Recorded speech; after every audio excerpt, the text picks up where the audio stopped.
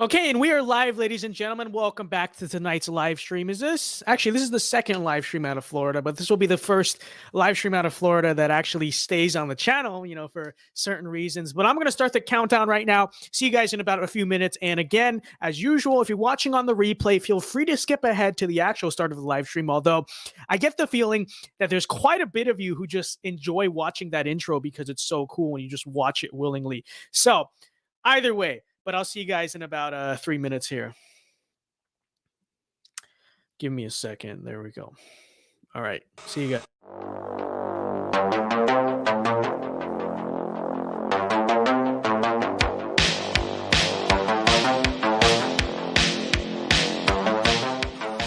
So true. I'm telling you, vinceDao nationalism, literally the future of the Republican Party. You cannot stop it. Yo, look, I'm the baby now. This monument will never be desecrated. These heroes will never be defaced. From this day forward, a new vision will govern our land. From this day forward, it's going to be only America first. America first.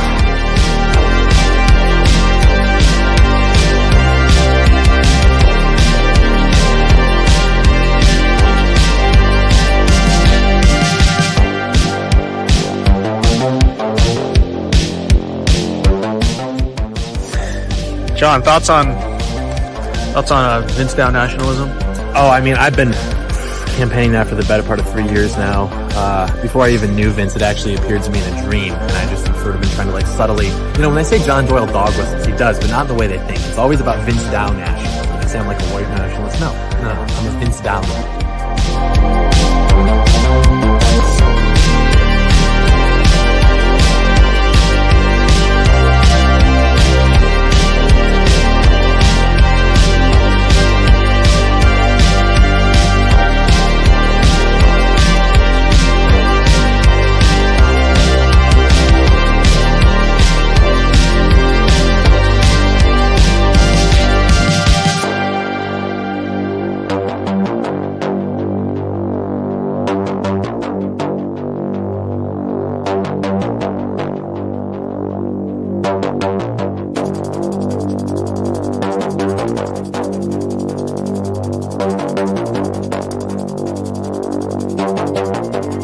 Americanism, not globalism, will be our credo as long as we are led by politicians who will not put America first. Then we can be assured that other nations will not treat America with respect, the respect that we deserve.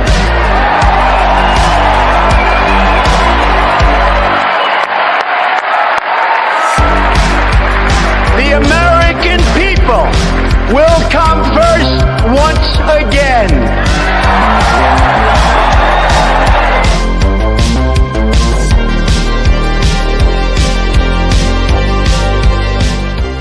Millions of Americans sincerely love Donald Trump. They love Donald Trump because no one else loved them. The country they built, the country their ancestors fought for over hundreds of years, has left them to die in their unfashionable little towns, mocked and despised by the sneering half-wits with finance degrees but no actual skills who seem to run everything all of a sudden.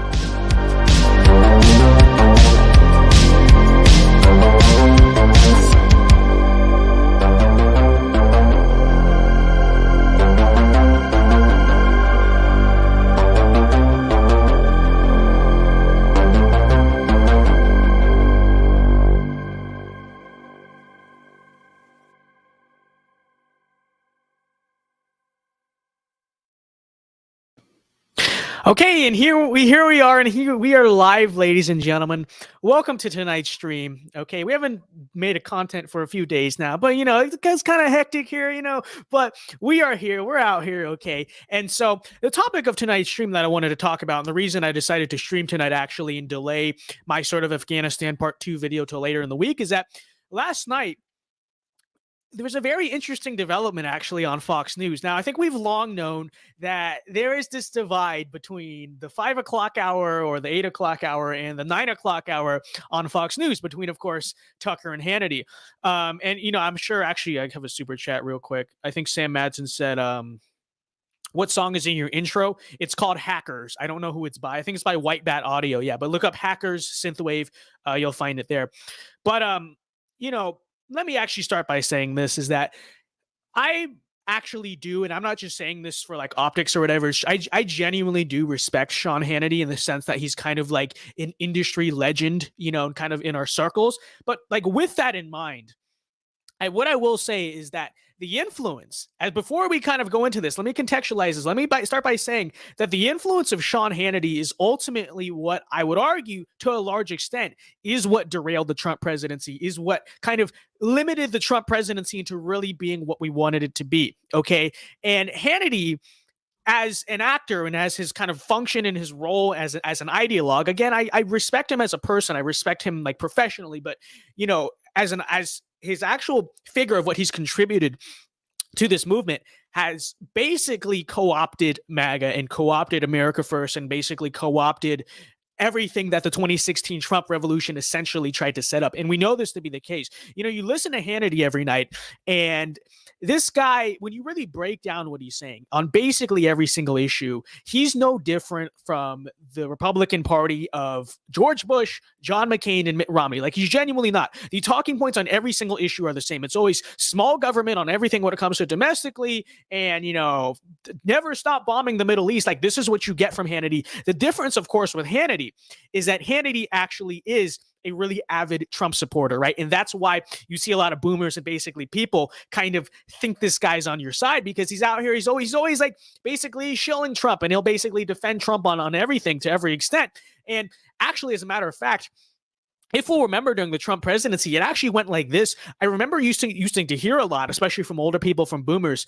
Oh, I love Hannity, but I don't really like Tucker because Tucker's too anti-Trump. It's like, dude, you didn't understand it, because what essentially was happening is that during the course of the Trump presidency, Sean Hannity's role was essentially, as someone who is a total establishment conservative, who is a neocon, who represents the Bush-era GOP in every talking point possible, but on a personal level, in terms of just like Trump the person, Trump the president, Hannity was an avid defender, right? Hannity basically never counter-signaled Trump. He would always find ways to kind of fit his talking points to whatever Trump was doing, and he would always find ways to defend Trump on whatever it was. Meanwhile, you have someone like Tucker, who, and I mentioned this a little bit on the stream on Saturday, but we had to delete that. So I don't know if you guys kind of heard this, but Tucker, on the other hand, and I think us, you and me, are not so much loyal to Trump the person, although we like Trump the person, but are more so loyal to Trump the idea, right? And by Trump the idea, we really mean like the messaging and kind of the spirit that Trump actually got elected off of in 2016.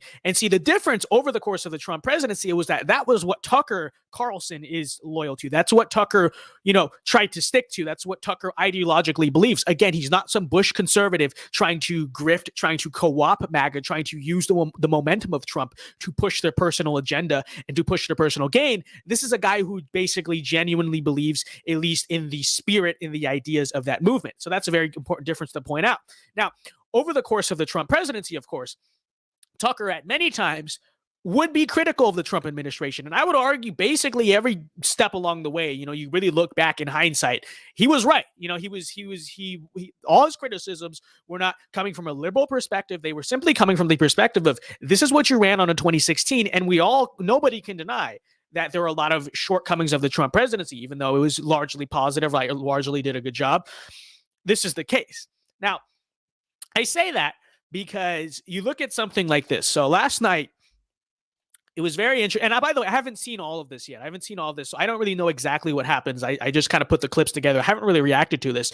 But from my understanding, essentially, how this went was Tucker Carlson does a segment, I believe also at the end of his show, that is highly critical of Lindsey Graham. Now, Lindsey Graham, I would argue, has a very similar role in this movement, except he's in politics and not in media, to Sean Hannity. Lindsey Graham is a person, again, who ideologically is a total Bush-era neocon. And that's all he is. And that's all he will always be, right? He's not a Trump conservative. He's not MAGA. He's not any of these things.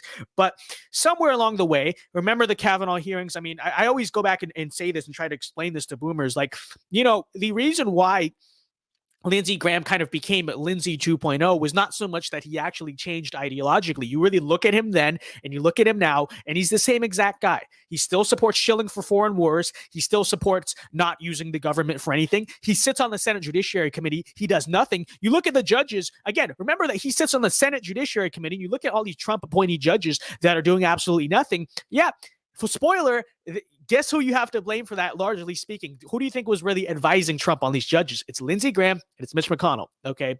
See, but the thing is, Lindsey Graham, like Sean Hannity, is a lot smarter in the sense that, unlike someone like Mitch McConnell, who probably counter signals Trump a little bit more, he sort of understood, this Trump movement, you can't counter signal it. You can't go against it. You will just get ratioed in real life, right? You will get just crucified essentially by the base. But what you can do is kind of co-opt it. You can kind of justify MAGA. You can justify Trump using this sort of small government, foreign wars, neocon ideology by picking and choosing kind of aspects of the Trump presidency and really, frankly, a lot of shortcomings of the Trump presidency that kind of vaguely fit that like Bush era resemblance and use that to say, this is what MAGA is about. This is what Trump is about. Now, if you're honest, if you're a real believer in, the real MAGA movement, the real America First movement, whatever, it's very easy to see through Lindsey Graham, of course. But, this is not the case, of course, with a lot of people. But anyways, we got Tucker. He does this whole segment, and I haven't watched it yet. Again, we're going to react to this for the first time. But Tucker does this whole segment on his show calling out Lindsey Graham for essentially, and this is outright, basically wanting an endless war in Afghanistan. And I warned about this in the video I posted on Friday. We talked about this. We talked about how, yes, it is true that, Biden handled this withdrawal fairly incompetently and it's kind of a mess, but don't be fooled. Don't be deceived, because like I warned, actually, in reality, the vast majority of Republican conservative talking points that you'll hear from Fox News, you hear from all these places, are being spread in bad faith. They are being spread, and across the Republican Party too, not just Fox News. They are being spread by, Bush era neoconservatives who essentially are trying to use this opportunity to push, their pro-empire, pro-war ideology basically back into the right-wing Overton window. Now, they tried to do this under Trump. Lindsey Graham did push back a little bit under Trump when he tried to withdraw from Syria and stuff like that. But the difference is, they kind of did it coyly, right? Because they're scared of Trump and they're scared of Trump's base. So that's why you were able to sort of keep Lindsey Graham. And by the way, Lindsey Graham, if you'll remember, when the whole withdrawal from Syria happened, it was like there was a debate between Lindsey Graham and Rand Paul, right? And Lindsey Graham, I think, eventually actually convinced Trump to keep a few troops there amidst all the outrage, which was Lindsey Graham for you. There you go, right? A subverter, a traitor to the actual agenda of Trump.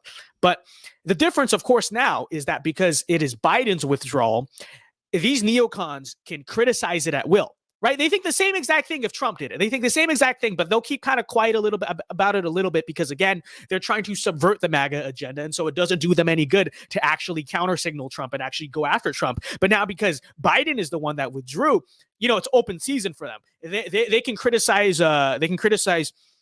Lindsey, and they can criticize Biden and stuff all they want, and it will be perceived by many in the Trump base, especially the boomers. We love the boomers, okay? We love the boomers, but it is true that this is kind of the demographic that generally tends to fall for this stuff. Basically, they'll think, oh, yeah, I hate Biden. Biden sucks. So therefore, that means Lindsey Graham must be right. But you actually read between the lines of what Lindsey Graham is saying, and essentially pushing for another 20 years in Afghanistan, which is even something I think a lot of boomers don't want either. And, if you want the full explanation on this, again, you can go watch the video we did on Friday. I thought that was it's a pretty solid video, to be honest. And we'll be doing part 2 of that pretty soon. We're going to talk about the incoming refugee crisis and stuff like that.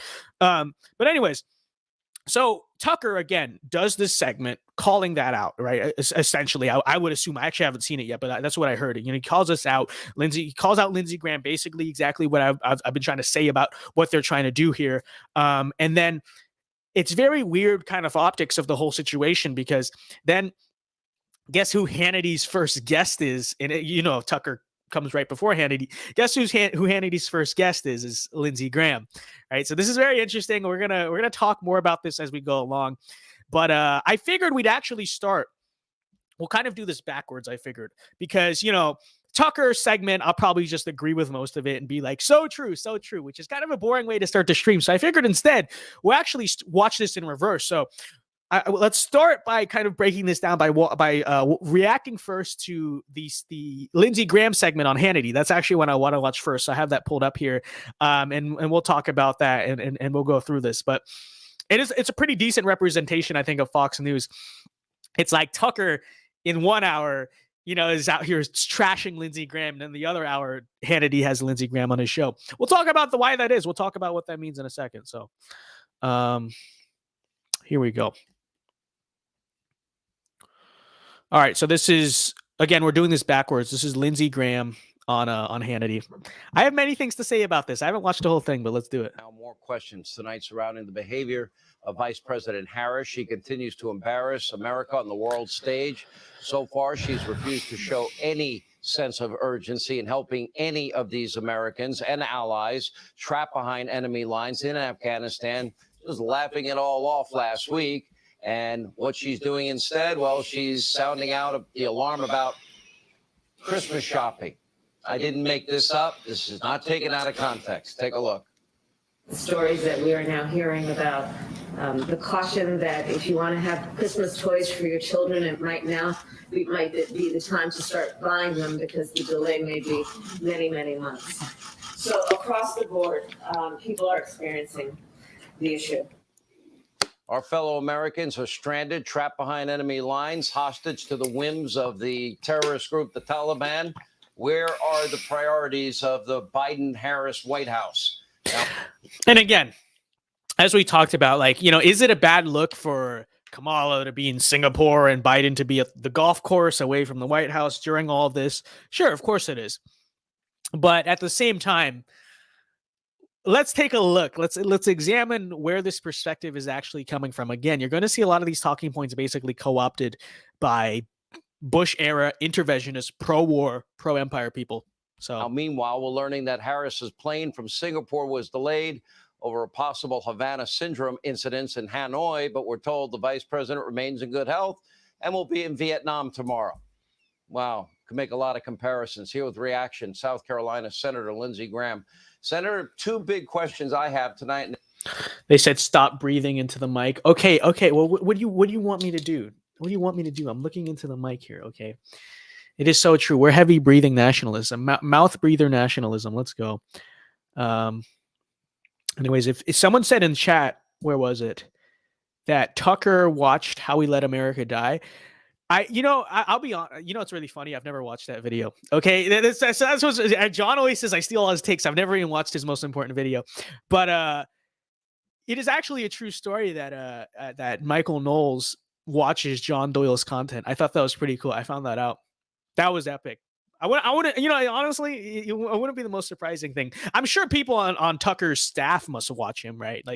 Especially these younger interns. I mean, it's inevitable. I'm sure he watches most of the kind of Zoomer content creators, right? I'm sure they do. So I wouldn't be surprised, actually. When I see him, at the weekend retreat. No, just kidding. But that's actually something I'm actually curious about that. There really are two. Yeah. One, how is it possible? Okay. I keep showing this map that we had all the Taliban on the march, May, June, July, taking bigger and bigger geographical portions of the country. We did nothing. Question one, how did we lie? Taking bigger and bigger geographical portions of the country. We did nothing. That's question one. How did we let that happen? Question two is more immediate. That is Joe Biden, this artificial deadline, and the possibility of leaving Americans behind. Okay, so right off the gate, break down so remember what we talked about in that other video. We mentioned the fact that, okay, the reason why Biden's withdrawal, it was incompetent, was mainly because he just didn't have a plan to get our citizens out, evacuate the embassy at the last minute, stuff like that. The models basically we were prepared for the Taliban to take over were just all over the place, right? But notice the premise that they are saying here. Notice what Sean Hannity is saying. Sean Hannity saying, actually, the problem is that the Taliban were taking over Afghanistan. Okay. Okay, so that's what he views as the problem. Again, this is not what I view as a problem, because in my point of view is that the Taliban did not do 9/11. You know, they're just basically an insurgent group, sure, but they're also seen by many as like the rightful rulers of Afghanistan. And if it is the case that the second we leave Afghanistan, the Taliban take over, maybe that's just the way, you know, Afghanistan largely wants it, right? And like, oh, but there's people fleeing Afghanistan. Okay, well, you're talking about like a small minority of people compared to most of the population. And let's also consider the fact, this is something I actually forgot to mention in the Afghanistan video, but I think is also important to point out, is that, you know, you see these videos of like people fleeing the airport at the airport or whatever, and, you know, people trying to get out. And first of all, I think it's very telling that the people you see leaving are not even women and children in that famous airport video. It's actually, you know, fighting age young men, which really tells you it tells you a lot. Okay, I'll say that it tells you a lot about, you know, a lot of the people actually that are kind of trying to flee this. But it's also important to point out that sure, a lot of people in Kabul are not happy with the Taliban takeover and they're scared and they're terrified. But I think it's also important to point out that just in the same exact way, and I don't think anyone has really said this yet, but just in the same exact way that New York City and Washington, D.C. are not really symbolic, they don't really represent, the populations there don't really represent most of the population of Afghanistan. I would also say it's extremely misleading to say, well, because there's a few people in Kabul that are really trying to get out, and they're like, oh, but my woman's rights or whatever. Do you, and this, remember, that's a capital city. Do you really think that's how the countryside in Afghanistan thinks? I would argue, you know, as different as the country is, probably one thing that's very similar is that, again, most of the country is agrarian, most of the country is rural. It's probably the case that those populations outside of the capital city are probably much less into liberalism and all this stuff than you know, the people in Kabul are. So again, as we've established, the problem is not that the Taliban would take over. You know, that's not actually an issue to me, because if that's how Afghanistan, the people of Afghanistan, and it is true, like that the majority of the people of Afghanistan prefer the Taliban or at least are indifferent to the Taliban. If it is the case that that's what's going to happen, I don't see what business it is, you know, of the United States. It's just not our business. You know, it's not in our place to tell other nations of the world. And if you truly believe in self-determination, truly believe in nationalism, it's just simply not our place to tell us these things. But with that being said, notice that this is the problem they identify. The problem that Sean Hannity identifies actually simply is the fact. It is the fact that the Taliban took over Afghanistan. Okay, well, what does that mean? Because it is very obvious, you know, we were here for 20 years, and within 11 days of us leaving, the Taliban take over. So, you know, it's very obvious that no matter when we leave, 5 years ago, 10 years ago, 20 years from now, it is still going to be the case that the Taliban will take over. Like the Taliban are simply like inevitable, basically, in this scenario. Okay. So the implications. So again, Hannity, read into what he's saying. Hannity is criticizing the fact that Biden let the Taliban take over. Well, what is the only way that you would not be able to let the Taliban take over? The only way. Clearly, the Afghan government wasn't going to do anything, and that should have been expected. The only thing you can do is remain in Afghanistan forever. Right? That's the only way to stop what Hannity was criticizing Biden for. And that's where you really have to read in. That's where you have to really identify the neocon talking points. What is Hannity actually pushing for? What is Hannity actually saying? And what he's saying is not MAGA. It is not America first. What he is shilling for is the permanent occupation of the nation of Afghanistan. And when you read into what he's saying, it's very apparent. So that's important to point out about this whole situation, you know. And like I warned, I'm so vindicated by the entirety of what happened here, because that is exactly what I warned about. I warned about like supposedly Trump supporting, you know, conservative figures that are going to do this. And what does it sound like to most boomers? It just sounds like criticism of Biden. And they're like, yeah, Biden sucks. But why does Biden suck? Biden sucks for, you know, because he didn't fulfill what Bill Kristol and George Bush and Lindsey Graham and Sean Hannity ultimately wanted to be done. That's why he sucks to them. So, well, number one, you got the Vice President of the United States talking about what you should do for Christmas. Anyways, we got a super chat from Noah Boyd. We love to see it. What's up, Noah Boyd? He says, sorry I'm late. It's all good. I started the stream 2 minutes late, which to be honest is not really late for live streams. I mean, that's kind of like tradition. You always start a few minutes late, and people always give me crap for starting like 1 or 2 minutes after stream. You have these other content creators out there that start like 10 minutes, 15 minutes, sometimes like an hour after their stream is scheduled to start. But I'm always the bad guy. I'm like, you started at 6:01 instead of 6. Literally what people say. It's not fair. It's not. I swear I get held to different standards than everyone else. It's not fair. It's really not fair. But all right. Anyways, let us. The biggest blunder since 9/11. You know, ISIS and Al Qaeda have got to be licking their chops after hearing this. What happened here? Biden made a political decision to get everybody, all the troops out by September 11th. He didn't care about those who helped us. He didn't think through how to get the American. Oh, there you go. So again, what you're getting from Lindsey Graham is what is ultimately going to be a push for refugees. The Republican Party, folks. This guy is number 2 in the line behind Mitch McConnell. This is still a guy that is viewed more positively by a lot of the Trump base. I mean, to be fair, I see a lot of like even normal mainstream Trump supporters really waking up to Lindsey Graham, and I think Tucker Carlson has done a great job in the past of like, shaking the boat there. But that's what the Republican Party's for. That's the function of the Republican Party, really. Endless wars and refugee resettlements in our country. Why even vote for this guy? I mean, really, why even vote for this guy? I mean. Just a question. Citizens out first. He had a political goal. And when the Taliban were advancing, he didn't realize this puts everything into a chaotic environment. As to what to do next, it's over.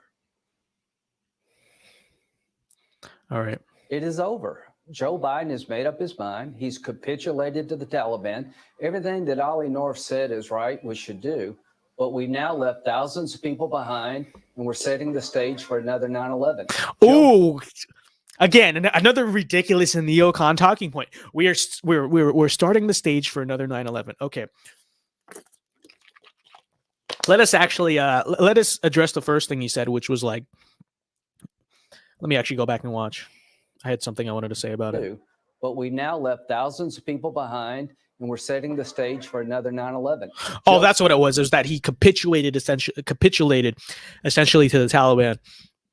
I mean, I suppose in a way that's true, but again, this is the Trump supporters guy. Are we gonna forget that Trump had a plan to withdraw from Afghanistan, and he also criticized, he pulled out too early. Okay, Trump wanted to pull out in May, and Trump wanted to pull out. I think one of the big differences was he wanted to pull out basically with a deal with the Taliban, right? He tried to make a deal with the Taliban, which Biden basically dissolved by pulling out after May, right?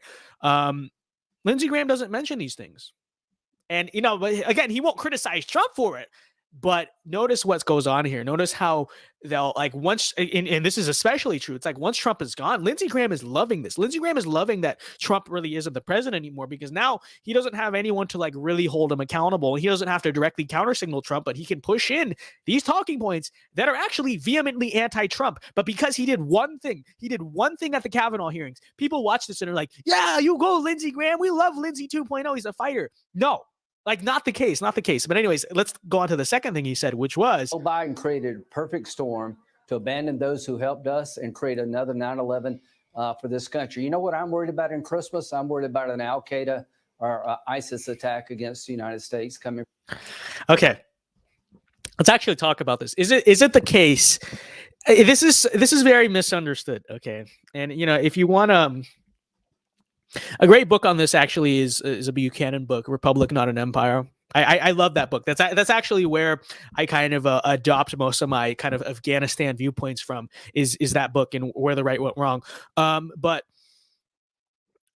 it is not the case. See, people, it is very commonly misunderstood that basically they act like 9/11 basically just happened out of nowhere, right? Like we're just chilling. The United States is just sitting here minding its own business. And then these random terrorists who were hiding in caves in Afghanistan, they just put together this massive terrorist attack, right? But that's in reality not what happened. And let me also point out that, the occupation of, let's say another terrorist attack was in the works, just hypothetically for the sake of argument. the occupation of Afghanistan, of one country out of many Muslim countries across the Middle East, and in the digital world, it's even different from 2001. I mean, we had the internet back then, but it was a lot less prevalent. In the digital world with the deep web and all these places where groups can organize, you can organize these things. It is just not the case. Oh, we're gonna occupy Afghanistan, and that's gonna stop terrorist attacks. Like, how does that that doesn't actually make sense? And it doesn't even further make sense because the people who actually committed 9/11 came from Saudi Arabia, right? So the talking point makes no sense even on that level. But let us also point out that the reason why 9/11 actually happened was not simply because we were just sitting here and like Bush said, wait, no super chats. Okay, I thought that's an old one. We're just sitting here waiting around, minding our own business, and then these Muslim terrorists come along because they just hate the Constitution and they hate democracy, right? That's not the true story of 9/11. The Osama bin Laden was very clear about why he actually did it. He did it as Buchanan says in that book, and we mentioned the APU video the other day. It's just like the great quote from that book is that they were here because we were there.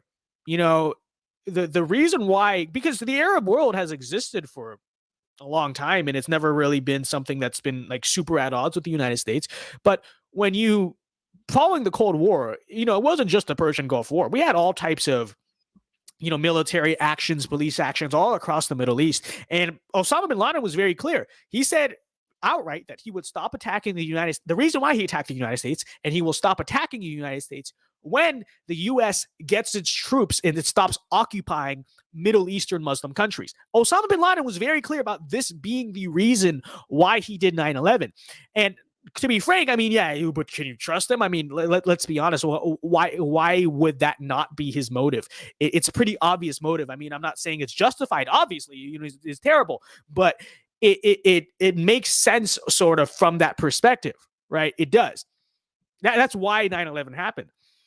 And so that's to say that the continued 9/11 occurred because of American occupation, and I'm not saying it was like our fault or whatever, it's like, oh, I'm not taking that. I'm not saying like anyone deserved 9/11, but it is just a matter of fact. It is a matter of reality that it was a consequence. It was a domino effect of American occupation in the Middle East, not the opposite. It is not that we were just sitting here doing nothing and the Middle East came over here and just attacked us. We were over there. We were attacking those people and those populations constantly. And it was actually, in their eyes, at least, I'm not, taking a stance, but in their eyes, it was an act of retaliation, right? That's how the Arab world saw it. It was actually retaliation for our imperialism over there. So when we actually understand that this is indeed the reason why 9/11 happened in reality, and it was not simply because, these Islamic terrorists just decided they hated the Constitution and decided to attack us, then we understand that, if anything, continued an endless foreign occupation of Islamic lands of the Middle East is not going to stop 9/11. If anything, it's likely to cause another 9/11. And I'm not, by the way, also saying that like it's if we simply withdraw all our troops from the Middle East, all terrorism will go away. Like, I'm not saying that. But as a factual matter, if you want to actually discuss why it happened and how it happened, I would argue that by putting our troops in the Middle East like this and occupying the Middle East and trying to nation build across these Middle Eastern countries that don't want our help and don't want to be told how to run their countries, as a net sum gain, I would argue we are way more at risk of terrorist attacks from the Arab world when we are occupying countries in the Arab world as opposed to when we are not. And that's not to say it'll never happen. And that's not to say that, even if we withdrew everyone, there still wouldn't be a lot of people who just still wanted retaliation for that 20 years of occupation or whatever. I'm not saying that we'd be totally safe, but I think as a general matter, we'd actually be overall much more safe than if we continue to occupy these lands. And if you want to talk about 9/11, that's actually the reason 9/11, happened, right? And by the way, there are many people who predicted at least something like 9/11 happening. And actually, I believe Pat Buchanan was one of them. I think Ron Paul might have actually predicted it too, because you could just kind of see the cracks, right? You could kind of see that this was kind of starting to build, because at some point there was going to be some type of retaliation by the Arab world, basically against what we were doing, and so are we to say that if we continue to occupy the Middle East, we expect things to end differently? No, of course not. Unless you're going to totally imperialize, and unless you're going to do a total, utter, like Roman style imperial conquest where you like really like just wipe out and like subjugate, you know, the existing culture or whatever, like, you know, which we're not doing and which we don't have the stomach for, and which, you know, I don't think is even the right thing to do anyway. This is not gonna. It's not gonna stop. It's not gonna stop. So. From Afghanistan. That's what I'm worried about this Christmas. All right, I'm worried about that too. Are you saying, Senator, that Joe Biden is saying, acknowledging in Jen Psaki's comments today, that we are going to leave Americans behind in Afghanistan, that we are going to, Joe Biden was basically going to sign the death sentences for the allies, that we now know they have the database, the names of any Afghans that helped us, and we had promised we'd get them out of there, not necessarily bring them here, but get them the hell out of there. You're saying that that's going to be the reality? That's it? He gets away with that? I'm saying I don't think he's going to get away with it politically. I think there'll be an uprising at home. It's the most dishonorable thing a commander-in-chief has done in modern times. What he has said today is that he is going to leave 31 August because the Taliban told him he had to get out. There's no way in hell we get all the American citizens out. We're going to leave thousands of Afghans who fought along our side behind, and we're setting the table for the rise of Al-Qaeda and ISIS. This is so gaslit. What in the world is this? Okay, in this you're base, and yeah, it should ideally the U.S. government, at least, even if it's not in the United States, preferably actually not in the United States, should we kind of find a safe place for the people who directly help us in the war effort to resettle? I mean, sure, I guess so, right? But why is this the hill that the Republicans are dying on? You know, we know it to be the case that what is going to be the consequence of this? What Biden is ultimately going to do sooner or later is just let in massive amounts of refugees through the guise of justifying this. He's going to have a huge refugee crisis on our hands, and he's going to say, well, it's not refugees. We're just trying to let in the people who helped us. And it's like, no, you're just letting in all these people, right? And what is the Republican Party doing? What is Lindsey Graham doing? Basically going along with it. As a matter of fact, he's out here saying, actually, Joe, you're not doing enough to help these people. Then what's Joe going to do? Well, Joe will turn around and be like, you know, you're right. Let's let in everyone.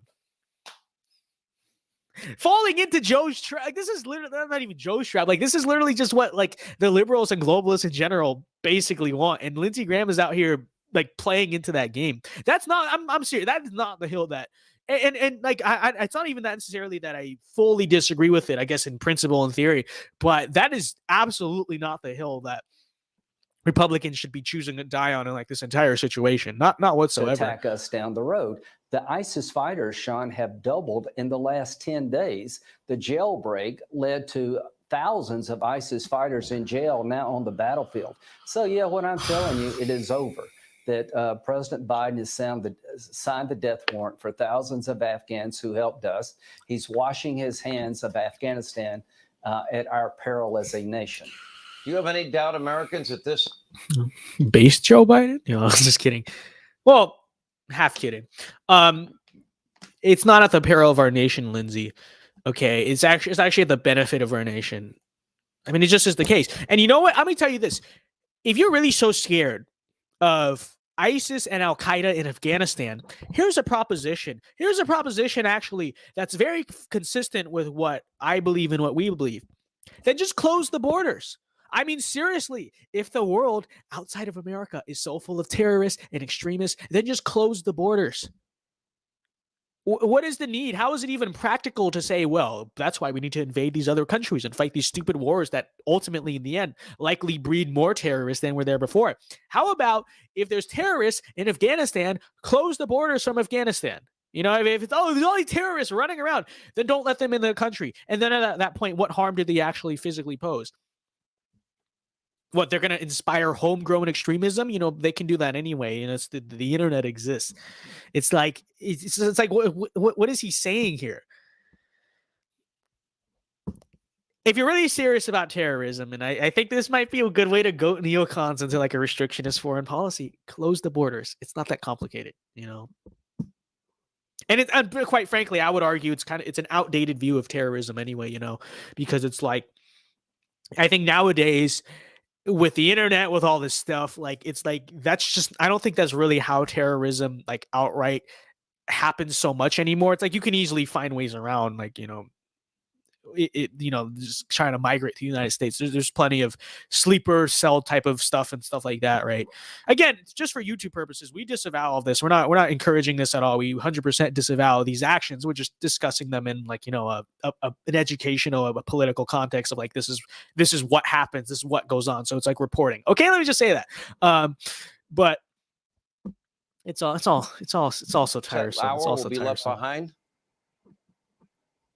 Oh, well, listen, I've got 200 active cases in my office right now. 10 of them are American citizens. There's no way we get them all out. Marco is right. The operation really ends this weekend. You know, by 31 August, we're going to have all of our troops out. Yeah, so, yeah, how do you get to Kabul under these circumstances? The Taliban are not waving you through. So, yeah, there's no way we get all the American citizens out. There's no way we avoid leaving tens of thousands of Afghans behind. Senator, you know, we impeached Donald Trump over a phone call with Ukraine. Is that not an impeachable offense? Is this not rise to the level of dereliction of duty, abandoning Americans in a foreign country, not getting them out when you had control of Kabul in May, June, July, not doing the right thing, getting them out, knowing they're on the march? There's no consequences for that except politically? He should be impeached. This is dereliction of duty by the commander-in-chief. This makes it harder to fight future wars. Who's going to help us in the future after we abandon our friends in Afghanistan who fought bravely? And the likelihood of a 9/11 is through the roof now because Al-Qaeda and ISIS it's just wrong. It's just all wrong. Like, every single thing incredible. Every single thing he said in that is wrong. It's just so wrong. But we've been over it. I think he kind of repeated what we were talking about earlier at the end. So there you go. There you have, you know, the Hannity segment. Again, this comes after Tucker really went after Lindsey Graham, which we'll discuss in a second. Let me check chat real quick. Do we have any super chats? We don't. You guys are being penny pinchers today. Wow. Tisk. No, I'm just kidding. We're kidding, of course. We do a little trolling. But I do see a lot of 821s in the chat, which, you know, I admit that I did do 821, and I did it for a reason. It was revenge for 714. It was revenge for 714. I mean, you know, what is 825? You're predicting now. Now you're predicting things I will do. Not true. I mean, Canada last. I fully agree with that. Bin Laden was already committing terrorist attacks, yet more minor prior to 9/11. It is true. You know, it was, you know, you could tell something like that was in the works, you know, and it's actually probably a huge national security failure that you know, we kind of didn't catch up on that. But VinceDao drinks tea. Well, I don't drink like regular tea. I'll drink milk tea with boba, like, you know, it's an Asian thing. But Noah Boyd says, here's a super chat. Thank you very much, Noah. Noah's a Jew. Hey Vince, did you see my recent video on my channel? I did. Go watch a Video Maker's recent video. It's a good clip. Actually, I'll post it on community tab later. Thanks for reminding me. Okay. By the way, if you're still commenting on 714, let me just say, I see a lot of non-members commenting on 714. Let me remind the world that we did the members only 714 hearings. Okay. And like, okay, I would say that if you're a member and you watch the hearings, then you have authority to comment. You can actually have an opinion. If you haven't even seen the hearings, which you can't if you're not a member, you have to become a member to see that video. Really, I mean, you're really coping. You're really out of line here because you don't even know the evidence, but you claim to know it all. You're like, oh, I'm so sure he did 714, and you haven't even seen the hearings. It's very sad. So, you know, you want to watch the hearings again, be a member. We got some members only videos actually coming soon. They're solid videos, so we should have checked that out. Anyways, with that being said, we're gonna head over now. I'm not sure if it is actually on Fox, so I know it's on Twitter though. So we'll go there now. This is again Tucker an hour before, or not an hour before, sometime before. And I know the Columbia Bugle posted this, so we're gonna react to this, and we'll put these two things side by side. And actually, let me address this. I saw a comment in chat too that basically got it right. What did this person say? me see if I can find it. I don't know if I have it, but I remember what it said. It basically said that Republicans are basically returning right now to their pre-Trump ideas and talking points and stuff like that. That is not true. That is actually not true. The truth is they never abandoned them in the first place. They simply basically tried to make those talking points work with MAGA and with Trump. I would say the best example of this, since we're reacting to Hannity, is actually the book that Hannity released before the election. Remember that book, Live Free or Die, right? There was this huge, hyped up book. Now, I've not really read that book, but I've heard things about it. And, I think it's pretty predictable what Hannity wrote about in that. And, let's remember that book is basically, in that book, Hannity makes the case essentially for Trump's reelection. I mean, that's really what the book is. That's why the book was released when it did. And that's what the book is all about. This is like the manifesto of why Trump should be reelected. And the talking points that you assumedly will hear in that book have really nothing to do with the actual original message of nationalism, maybe marginally America first in like the performative way, but in actually, restoring America's manufacturing working class, right? Restoring American families, restoring American sovereignty and nationalism and, the nation state of America. Like you will not hear, these things. You will not sort of hear any type of like populist national message from the book. What you'll hear essentially is things like, well, Trump cut taxes, like stuff like this, like the generic neocon, basically, arguments. But again, this is framed. This is why I say it's like, it's not that they're even returning. It's just like, this is what they were doing all along. It was framed as like this super pro-Trump. Oh, here's why we ought to reelect Trump. But the actual points made in the book have very little to do with like the real, at least, message of Trump or the original 2016 spirit. Right. So I think Live Free or Die is actually a pretty good symbol of the co-opting of MAGA, which I would argue is more of a threat, because now what we've had, like at first they just tried to take on Trump directly. It didn't work. Jeb Bush tanked. Ted Cruz is kind of recovered, I guess, now, but like he really got screwed over by just challenging Trump. Like there was no directly ever going against the Trump base and winning. It was impossible as a Republican, whatever. But I think the establishment was a lot more successful in inserting itself instead into the Trump movement and basically astroturfing it, basically psyoping it away from what it was meant to be, to where now it's like, frankly, I think a lot of people have this complaint. What appears to be the Trump movement and what like all this MAGA stuff appears to be is like rather lame. It's rather weak. Right. And it's basically the old establishment GOP with a red hat on. Right. Which is unfortunate. It's unfortunate because that's not what I will always kind of see the movement as. But that's like functionally speaking what it has become in reality because of people like this and actions like this. So American Populist Crusade says, Vince Dow, why do you think the terrorists that were captured while the U.S. Was in the Middle East wasn't executed? I'm not gonna really comment on that on YouTube, but I think it's an interesting question, right? The economy was good under. Let me see here. All right, we should be good in terms of chat. Okay, all right. Now let's move on to the Tucker clip here, folks. So look, I know that Columbia Bugle posted it, so we will.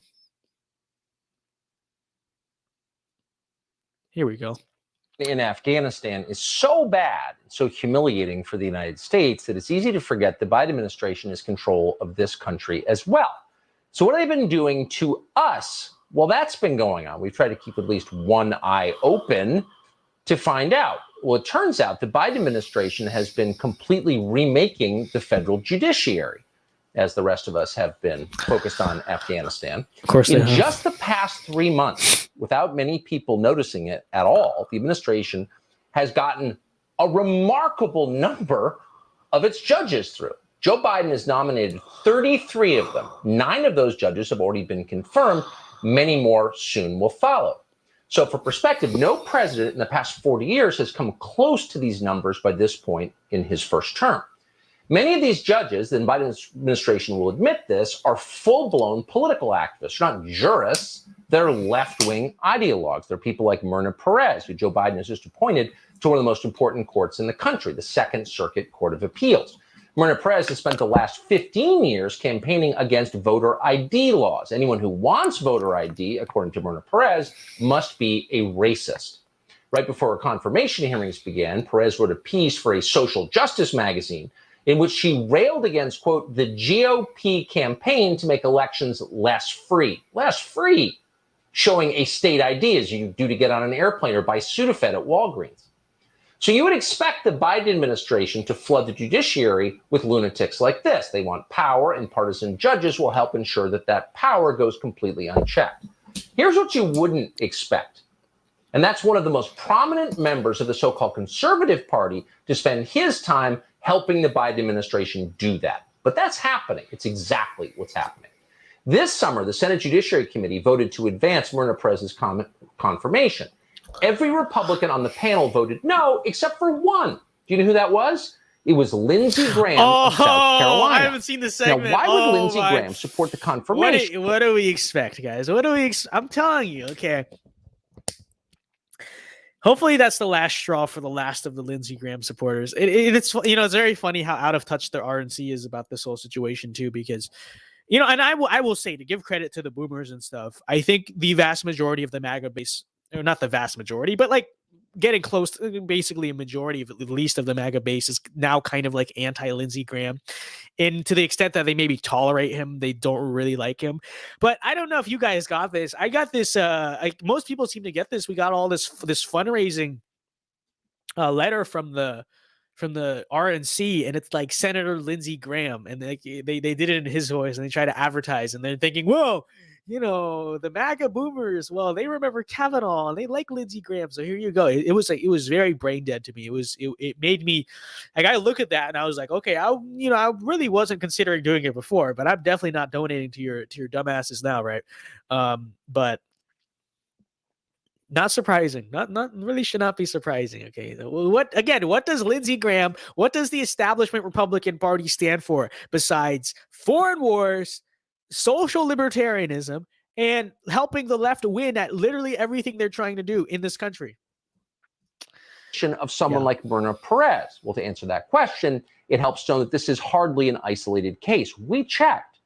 Lindsey Graham is the only Republican on the Judiciary Committee who was not voted to reject a single judge the Biden administration has proposed, no matter how crazy they are. Wow. For procedural reasons, in a Senate split 50-50, Lindsey Graham's support matters very much. Senate aides tell us that because of Lindsey Graham, one man, the Biden administration is able to rush its nominees through the Senate confirmation process faster than any other president in memory.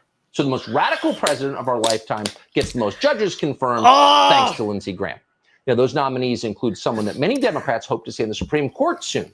That would be an activist called Ketanji Brown Jackson. Jackson is a former trial judge who spent the last 4 years writing political orders for the benefit of Jerry Nadler and Nancy Pelosi. For example, Brown once wrote an opinion comparing the previous administration to an illegal monarchy. That decision was so crazy that the D.C. Court of Appeals, which leans to the left, reversed it not once, but twice. But it was good enough for Lindsey Graham, who voted in favor of Brown's confirmation. That's because Lindsey Graham, who, in case you didn't notice, spent most of last year begging for your money from conservatives at all hours on cable television, has no problem installing judges who hate his constituents. And you shouldn't be surprised by that. A few years ago, Graham admitted in an interview with Politico that his overriding political ambition was to, quote, stay relevant. Not to represent his voters or keep the left from destroying the country, but to ingratiate himself with the people in power and advance his own interests. So in that respect, Lindsey Graham has done exactly what he said he would. The question is, why are conservatives continuing to promote him and allowing him to continue to sit on the Judiciary Committee? Well, we would love to ask that question of Lindsey Graham himself. We've asked him many times to come on the show, but he refuses because he's afraid. Oh, damn. And that's a shame. Okay. Whoa. All right. First of all, I mean, I'm like, even for Lindsey Graham standards, that is insane to me. Like, I don't expect much from Lindsey Graham. That is like objectively bad. But Tucker went, oh man, and then like a few. Hold on, let me switch. That would be a very interesting fact-based conversation. Sheesh.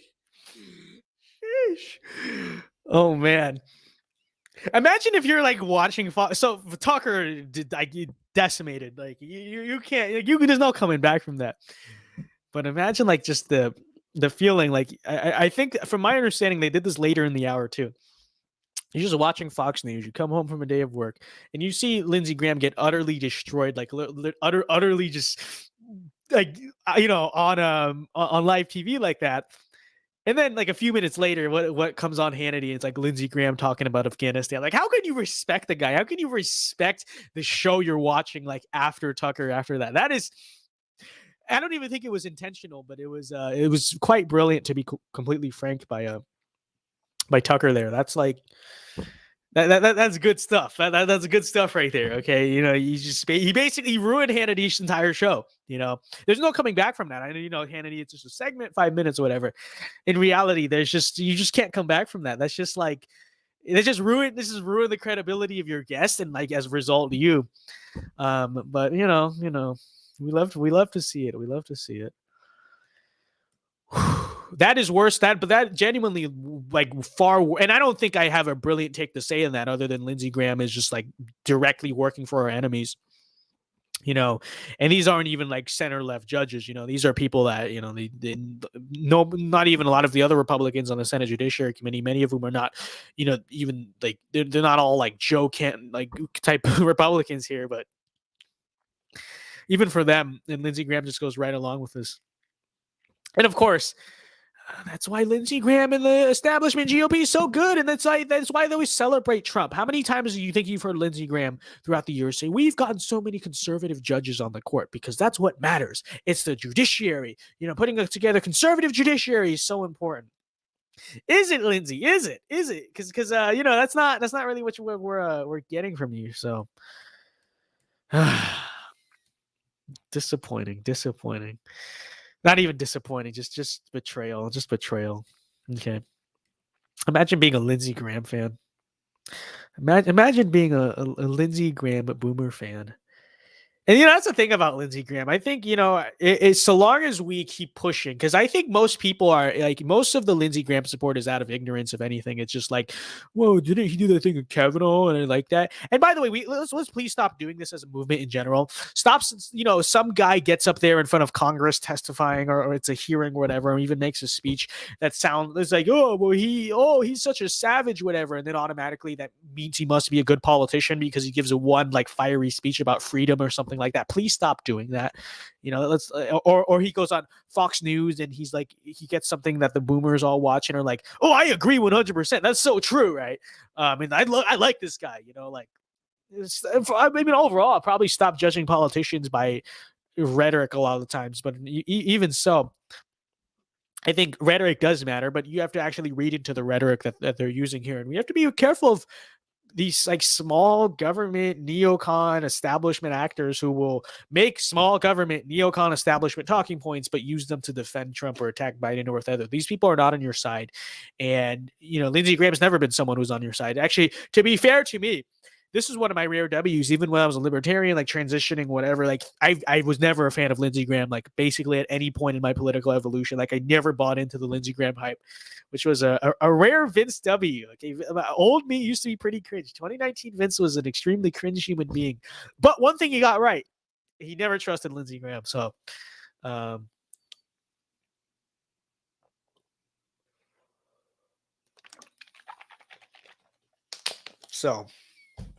what camera and my battery on? All right. So apparently, I want to see. Last thing I wanted to check, and then we'll do chats or whatever for like 30 minutes.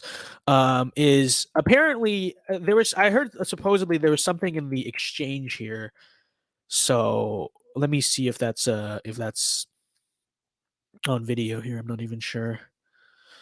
This is from the Daily Beast, who is, we're reading a left-wing article right now. But I want to hear what happens. So, handoff struck an uncomfortable no. Who's minutes away? The awkwardness was intensified by Hannity claiming he was unable to hear.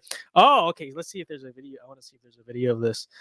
Apparently, he said he couldn't hear what Tucker was saying about Graham.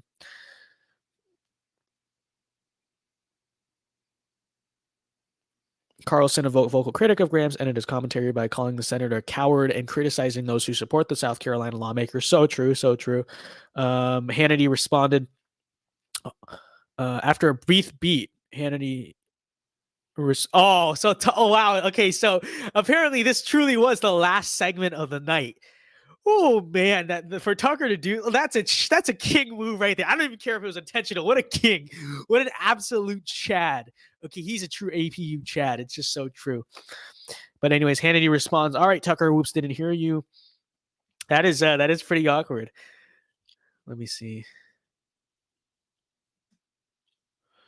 And earlier this summer, after I don't even know if this part's true. Earlier this summer, after it was reported that Carlson allegedly mocks Hannity behind his back while gossiping with reporters.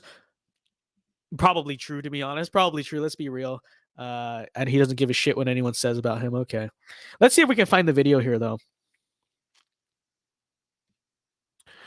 Let's see.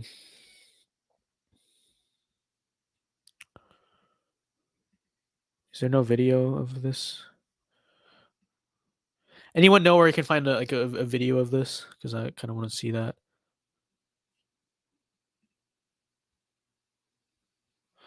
This is 3 days ago, so that's not yesterday, right?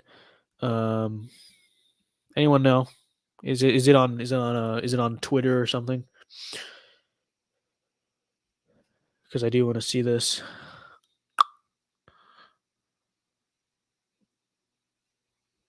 Let me view all. Maybe we can find it on here.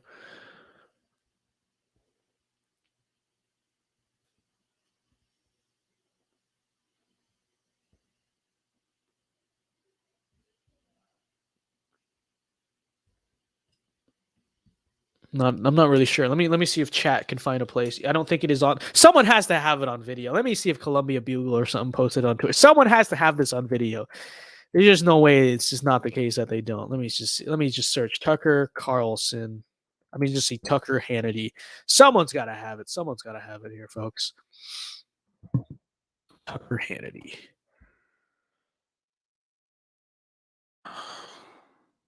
Yeah. I knew someone had it. Let's see. But he refuses because he's afraid. All right, here we go. That's a shame. Here we go. Here we go, boys. We're in this. We got this. Well, that's it. That's all the time we have tonight. We hope you have the best night. Sean Hannity takes over now. All right, Tucker, and whoops, didn't hear you. Thank you. Welcome to Hannity. All right, breaking tonight in 6 days.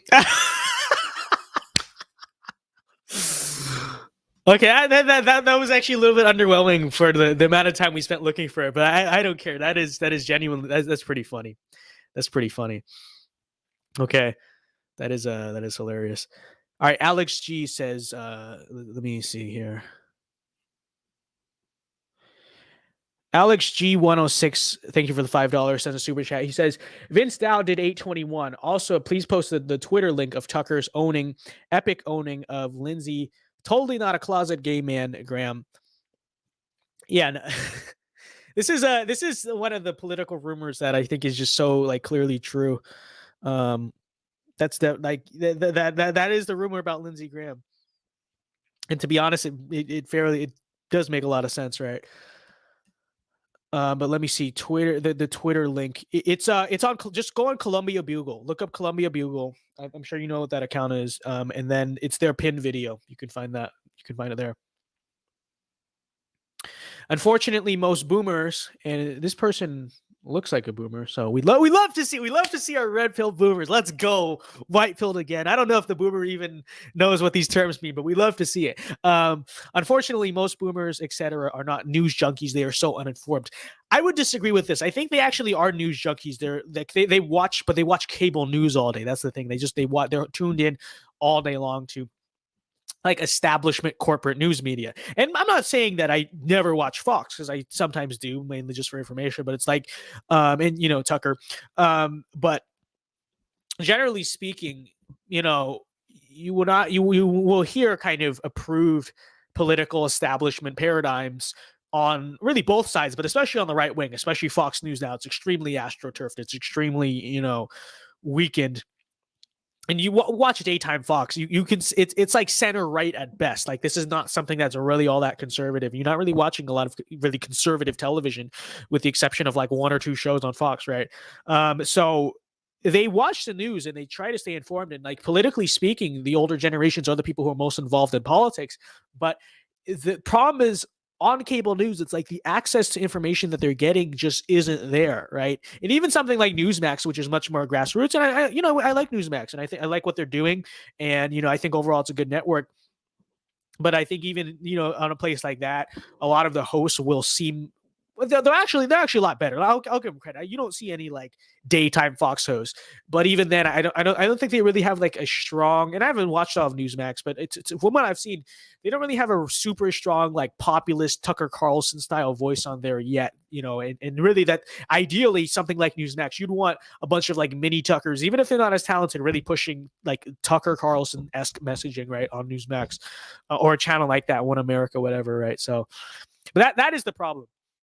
And that's why I'm not entirely like, this is why I say that a lot of times, like, not so much infiltrating. I don't know if you use that, you necessarily is best to use that word in this situation, but really like getting our people and our ideas out there on the mainstream platforms is not something I think at all to be looked down upon. I think it's something that's very important, because even if, for instance, Zoomers are like willing to like go to other platforms to find certain people, boomers, on the other hand, it's like, they mainly watch TV. And even the older people that I also see a lot of older people are now moving to the internet, but they're moving to like Daily Wire and The Blaze, right? They're moving to like the more established networks, which is understandable, because it's like, they're kind of new on the internet. So they're going to basically go to the more established, more known places before they, start to find like more obscure sources and stuff like that. And so overall, it's very important not just that we kind of all have independent brands, but ideally we also would want our ideas like represented on the mainstream platforms. Like, it's basically a necessity, whether you like it or not, and whether you feel like it's cucked or whatever it is. Maybe it is to an extent, but it's just true that it's necessary, right? And so, I mean that they don't delve deeply. Yeah, exactly. They don't follow alternative dissident sources. They're probably, your average boomer is honestly probably even more engaged and probably watches more news than I do, but it's like, I think it's a matter of what type of news and what type of, argumentation or you're engaging with, basically, I think that's what matters more than anything. American Populist Crusade says the only way to bring peace to the Middle East is for a Christian European country to go Spanish Empire mode and conquer the lands and spread the gospel with Western and colonize with Western Christians. Yeah. Good luck with that. Yeah, good luck with that. I don't think it's. I quite frankly, I guess in theory, sure. But that is something that, frankly, the West is not really capable or prepared to do, I think, overall. I would say that I think if there's a way we can just keep our worlds separate from each other, I think that's probably the best means for peace, realistically, right? So, all right, let's go through chat. So we're basically done with the stream here. I think we've demonstrated the difference again. Not done with the actual content of the stream. We'll go to Q&A for like 20 or so minutes. But again, notice what's going on here. Notice how this happens, right? You be very careful of actors like Lindsey Graham. Lindsey Graham's not going to disavow Trump. You're never going to see that happen. You're not going to see that happen. But what you will see is him basically work against us at every step of the way. But he'll utter the platitudes. He'll get on Hannity, and people will fall for it, right? Don't fall for it. Don't fall for it. It's honestly, overall with politicians, don't fall for people who just get up there and give some cool speech about freedom that you like, and it's like, whoa, but no, this is a great candidate. No, we have to raise our expectations, folks. And if you want, I would say, just do this when it comes to candidates. Trust me and Red Eagle. Okay, when it comes to candidates, okay. That's what you guys should do. Anyways, Lucas says, look at Red Eagle's most recent tweet. All right, let's take a look.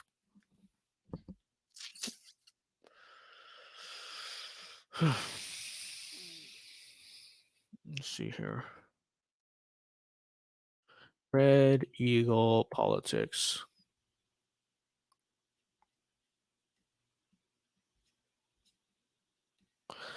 All right. Recent tweet. Okay. That's a very interesting tweet he was replying to. For YouTube purposes, let me say that we obviously disavow that. Okay, we obviously disavow what was said in the contents of the original tweet. Okay. I mean, but you know. Okay, that's what you wanted me to read. Okay, all right. I'll be honest though, most of those neocon accounts, like you see these people on Twitter, like Nikki Haley fan, and what happened to my camera? My camera froze. Very cool. Now people are gonna say it's 8:25. Wow. Look what happened. That is what the heck? Okay. All right, we should be back now. Let's see. I don't know why I didn't. Oh my god! Now people are gonna say it's 8:25. This is not. I cannot have any like slight technical difficulty on any stream without. Oh my god! Oh, this is not good. This is not good. This is not good. Now 8:25 is gonna become the next thing. Can't believe this. We hate to see this. But we got it. The good news is we got a member. All right. Robert Taft says. Robert Taft Stan. Sorry. Became a YouTube member. That actually reminds me. We got to shout out our members at the end of the stream. I keep forgetting to do that. But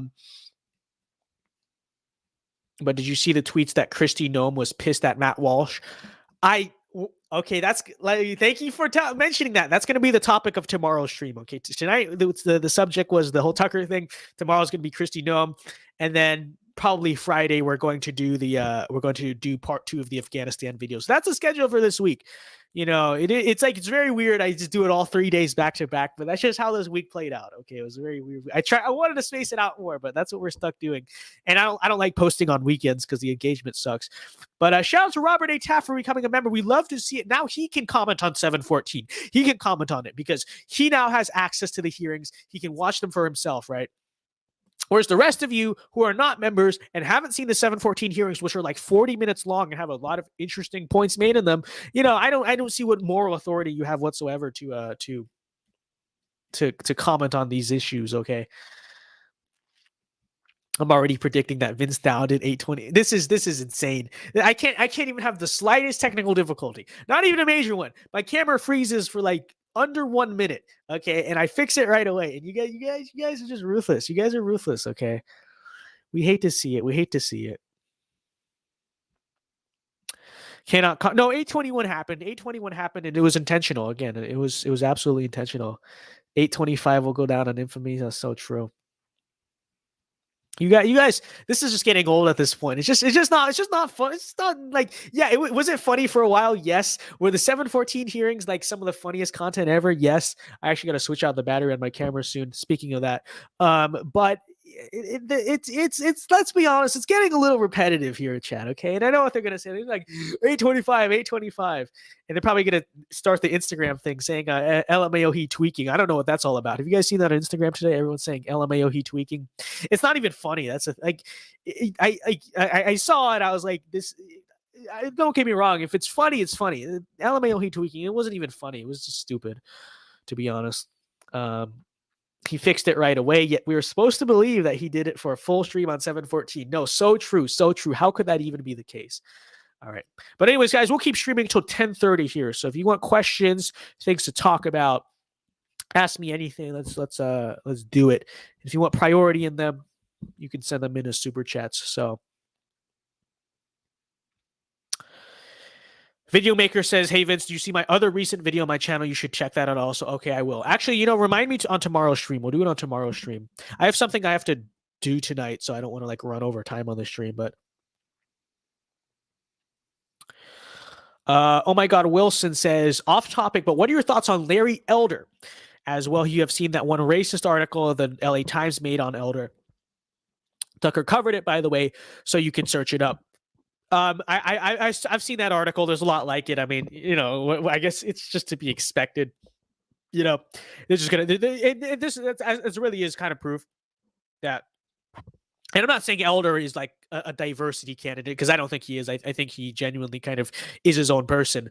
But that LA Times article should be a reminder to you that this whole diversity strategy that the GOP tries to pull doesn't work, which is to say that every time we try to prop up someone who's like, oh, look, but they're black, they're a minority, they're a woman, like they're LGBT, like it's not effective. Okay. They will call you the same names anyway. So there's no point in trying. There's no point in like, and I'm not saying that's what they did with Larry Elder, but oftentimes it is the case that you definitely see, let's just say, the bar of expectations lowered simply because, well, diversity points don't work for the Republican Party. They never will.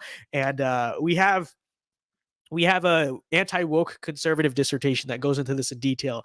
Kind of an old video at this point, but something you should watch. Robert A. Taft became a member twice. Okay, I don't know if he upgraded his membership, but we love to see it. Thank you, Robert A. Taft. Stan, sorry, I just keep calling him thank you, Taft. Actually, I used to live pretty close to Taft High School, which is I can now dox where I used to live because I don't live there anymore. Taft High School, man. I remember that place. I remember I used to run track in high school, and we did a track meet there.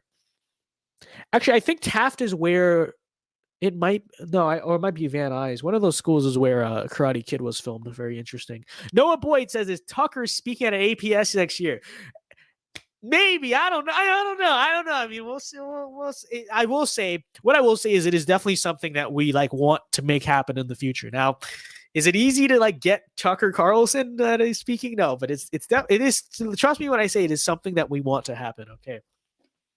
And I won't go into details, but it's something we are hoping maybe can happen. So that's all I can really say about that. I'm not saying it will happen, but it's definitely something we're aiming for, right? I think that would just be so epic. Things you like about Florida. I'd have to say I probably like everything except the humidity and the rain here. Like it's not okay. So the humidity just sucks. I'll be honest about that. It sucks, which I think is a reasonable comment to say. But also the rain here really sucks in the sense that, like, obviously it just can like downpour at any time, which sucks. Like today I was trying to get to school and that was just terrible. It was very funny because I just had to order an Uber. Like I literally had to order an Uber because usually like there's like a bus stop like near my apartment complex that I usually just walk to take the bus to school. If I take the bus in the morning because you can't find parking on campus, but in the afternoon I just drive. But like freaking, it's raining so hard, and I didn't have an umbrella. Okay, I made the right. When I got to school, I went to the bookstore and I finally bought an umbrella. Okay, so that was smart. So now I don't have to do that again. But literally, it was pouring so hard, and I was like, "There's no way I'm gonna make it to the bus stop."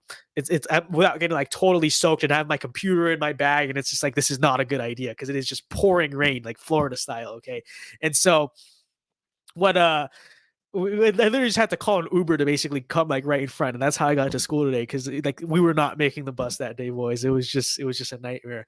But what also sucks, I will say, about the Florida rain is that like the rain doesn't feel nice when it's humid out. Like normally it's like rain is like nice, it like cools you off, whatever. And like if you're in like Phoenix or something, it doesn't rain that often, but sometimes you get like this rain during the summer, and it's actually it like cools you off, right? That's not the case with Florida rain. It's like humid and sticky. Like the water just feels sticky and gross. And like that just sucks, because it would be nice if the rain here kind of actually cooled you off and it was like cold water. It's not cold water. It's like hot, sticky water. It sucks. Anyways, I'll be right back. I'm going to switch out the battery in my camera because it's on low right now. But while we do that, I will actually, I'll keep talking about something. So let me see. What's wrong with the Red Eagle tweet? Oh, nothing's wrong with it. It's just, the YouTubes.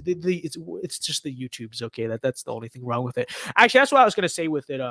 Is that I get the feeling a lot before I interrupted with something. I feel like a lot of those neocon accounts on Twitter, like Nikki Haley fan and stuff like that. I'm sorry, there's just no way these things can be real. Like they have to be parody accounts, right? Like I don't know if you guys see these accounts on Twitter, and they're always giving me Red Eagle APU a hard time and stuff. But like there's just no way these are real human beings. Like the way they talk to, it feels like they're like really bad parody accounts that are actually somewhat convincing. Like it always feels like that's what's happened, what seems to be happening here. But other than that, I mean, Florida's amazing. Florida, honestly, when it comes to, you know, the mandate stuff like that, it's basically like the only state in the country where, generally speaking, I mean, you're obviously, I don't think you're totally safe from like imposed mandates anywhere from institutions, but generally speaking, you're for the most part safe here from that type of stuff. Like I hear a lot of people from red states who go to school in red states telling me, like, you know, obviously we're basically the only state, I think, overall with like where, like, you know, you can't really have mask mandates, right, on campuses. Like I think most of the red states are going to school with masks like required, right? And I know a few counties basically tried to rebel against that, but you know, I go to college, so it's different, right? It's different, folks. But the thing about, hold on, let me switch out this camera battery. That's what's very nice about it, because I basically have like a guarantee of rights here, essentially, because, you know, it is literally illegal per the governor. And, you know, I know Ron DeSantis, you know, people say, well, he's too performative on a lot of things. He's not actually as good as people say. But I will say this, you know, Ron DeSantis is the reason why I don't have to wear a mask or, you know, be imposed with a vaccine mandate at school. And like that is just not the case elsewhere in the country. Like overall, even places where, you know, there's no jab mandate, right? There most of the time still is a mask mandate, and Florida doesn't have any of those things, you know. So it's nice. And let me say, for YouTube purposes again, we're tipping close to a lot of questionable things. That's why I've been kind of like cautious with that stuff in the stream. Let me see. Okay, now we're back. Let me say again that we're not questioning the efficacy of masks or vaccines or any of that stuff. We would never do that. Okay. But we're just simply talking about the policy, both in public and private sector, of these mandates. Okay. And we're only talking about the mandates. Okay, YouTube. Okay, that's all we're doing. All right. Anyways. Robert Taft says, I'm a boomer when it comes to memberships because it's my first time buying them. How do I watch the 714 commissions? All right, I got you. We'll go over it. For all the members here. So basically, you go over here. If you're a member, especially, you should have a thing obviously here that says membership, and that's where you'll find it. You just scroll. Let me see. Oh, what the heck is this? Okay, I think you have to go see posts. Oh, okay. No, I'm sorry. Boomer moment for me. That was dumb. Okay, so go to community tab, and you can kind of see the members only stuff here. Like for instance, here we have the members only Q&A that we're doing. So since you're a new member, go ahead, submit a question on this post. And we have like other stuff. So if you go down the community post, your community, you'll be able to see it here, which is. Let me see. This stuff right here is from 2 weeks ago. But if you want to access it faster, just do this. Go down to the VinceDao playlist. They're right here. They're right here for members only. So just get them through there. That's probably the fastest way. I should have just told you to do that. That's the fastest way to access them. And probably when we do a few more members only video, I'll just add a section on the channel that just says like premium videos or something like that. And you'll be able to see them through there. Okay, we'll go for a few more minutes here.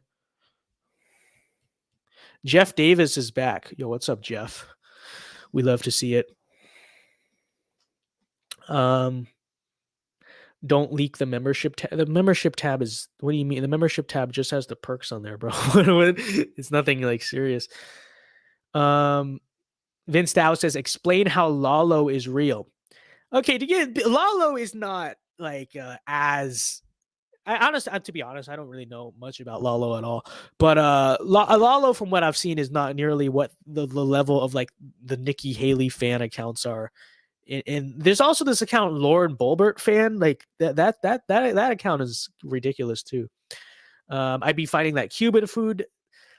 I am not in. I'll say that I'm not in like South Florida though. That's the problem. Okay, that's the problem. So the Cuban food here is okay, but it's not. I will say that it was actually It was much better in South Florida, and honestly, it was better in LA than it is where I am.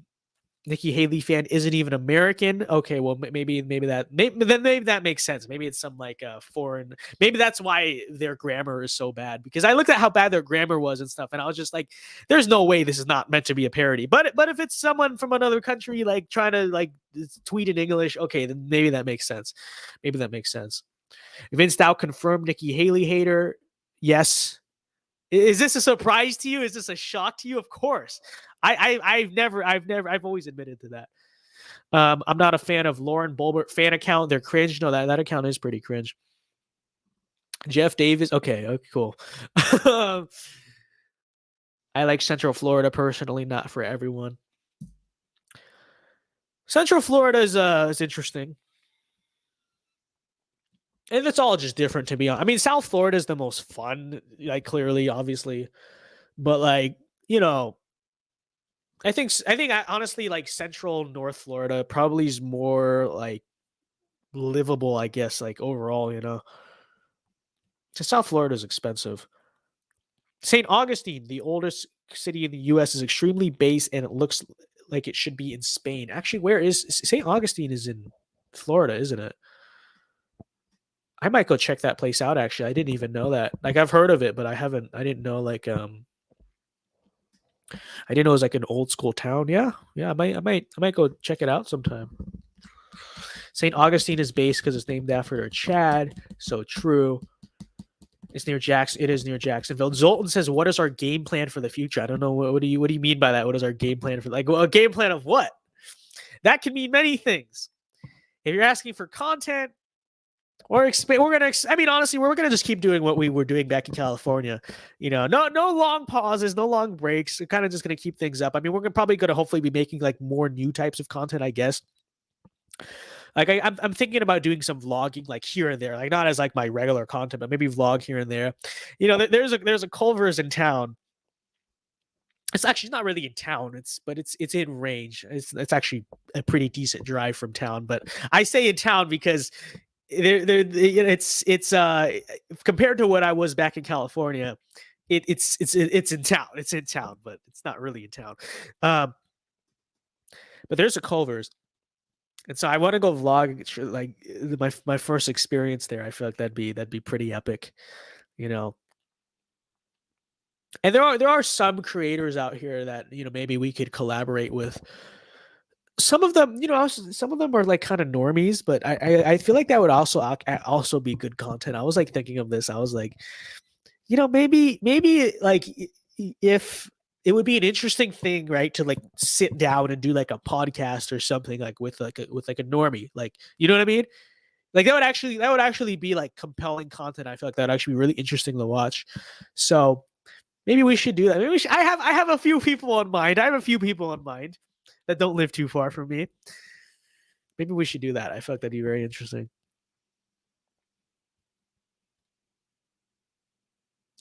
No way Vince is about to come visit my town. What town do you think that is? What town do you think that is? I'm very curious about that.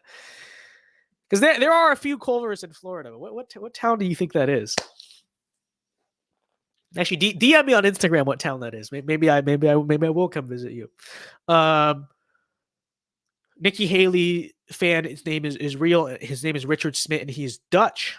His name is in public, so I'm not doxing. Yeah, I know. Okay, then I actually thought his account was a joke. So one of this from St. Augustine. Okay, interesting. I'll DM you with the details. If that's the Culver's I'm going to. Now, is it? Oh, not sure. All right, let's go through a few more chats and then we'll wrap up the stream here, folks. So let's see what we got. If you want to send in some final super chats, you can do that too. I wouldn't separate ourselves from the normies. A lot of our policies are the same. It's just ideological differences. No, I wouldn't say a lot of our policies are the same, to be honest. But yeah, I see what you're saying, though. Ideological differences that divvy us up, use them to your advantage and not detriment. No, I'm honestly, maybe this isn't necessarily the case with other like figures in our circles. I'm honestly friends with like a lot of normies.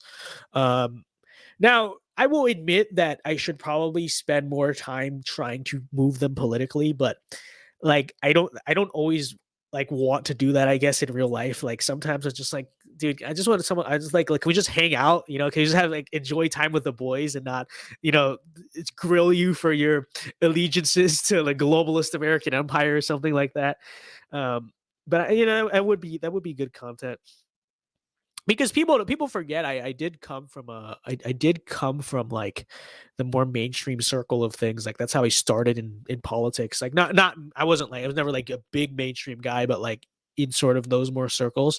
So I do have like a lot of friends and like I guess you could say like people on the inside sort of like with that stuff, And some of them, don't get me wrong, many of them have like unfriended me through the process, but there's still a lot of noble normies. We love to see them that actually like kept me around and like actually sometimes stick up for me, even though they don't really totally align with me, which we love to see. But I have moved some of my friends though, for sure. Like in these, I'm not going to say who these people are, but these are people who are like also influencers in the movement. I'm not talking about like random activists right now. I'm talking about like people that you probably follow on Instagram or Twitter or something like that, right? I've actually moved some people on some things. But it's like, I don't know. I guess when it comes to like other influencers like that, I don't spend a lot of time like trying to convince them, but maybe I should. It is a little bit awkward. It is a little bit kind of mood killing, but also imagine if we like get all these influencers to kind of get on board with us, right? So Noah Boyd sends me $2. Thank you very much. He says, great stream. Good night. Thank you. Have a good night, Noah. Carter Shaw says, if my school plays yours in 2022, we could hang out and not do that, but we could hang out. Yes, we could hang out. That's a possibility. Are there any more events like APS planned for the future? Yes. We're probably looking at doing right now an event in Arizona, probably sometime in like late November, early December. So that's the information. And maybe an event probably in the Midwest at some point, maybe like Michigan or Pennsylvania, but that's probably later down the line. Also, I'm like working on it right now. We're probably going to be doing like a few campus speaking events, like not directly with like APS, APU, but just like some of us, like me or Ed Eagle, probably I'm sure John will get in on some of them too. So if you guys have like especially if you guys have like a College Republicans United chapter at your campus or something like that, and even if you don't, and maybe you want to like get your club to come host us, we're probably going to be doing that, like something like that around the country this year. Like I have a few campus speaking slots that are basically like we're lining up right now. We're working on, like especially if you're in one of the Florida schools. I mean, that's the easiest. But like I'll fly. Just find the funds. I'll fly. Find the funds, cover the speaking fee. We'll do it, which is not super expensive comparatively speaking. So if you're interested, especially if you're in college, even if you're in high school though, and you have a chapter for whatever any of the organizations, quite frankly, and you have the funding sources, or you think you put together the funding sources. I mean, so some of the chapters you just ask the central organization and they'll give it to you. It's so nice. But I know some of you guys also, it's like it doesn't really work that way. But if you want to put that together and you're on campus, like let's do it. Let's do it. Like DM me, Instagram, Snapchat, whatever. My Snapchat's actually probably the easiest way to reach me, or you can email me. Which is like I think it's in my YouTube bios and stuff, but my Snapchat's the Vince Dow, the same thing as my Twitter and Instagram. So if you're interested in that, and if you're interested in me or John or Rep or Nathaniel or whoever coming to your campus, like let's do it. Let's get on the map. So will we do any events with Gavin Wax in NYC in the future? Maybe. I want to do that at some point. I don't know. New York's an interesting place right now, but that is actually something we probably might do as well. I don't know if it's going to be this semester, like this fall, winter season, but at some point that'll definitely happen. I'll get my dad on the Carter Shaw show. All right, I will remember to watch that.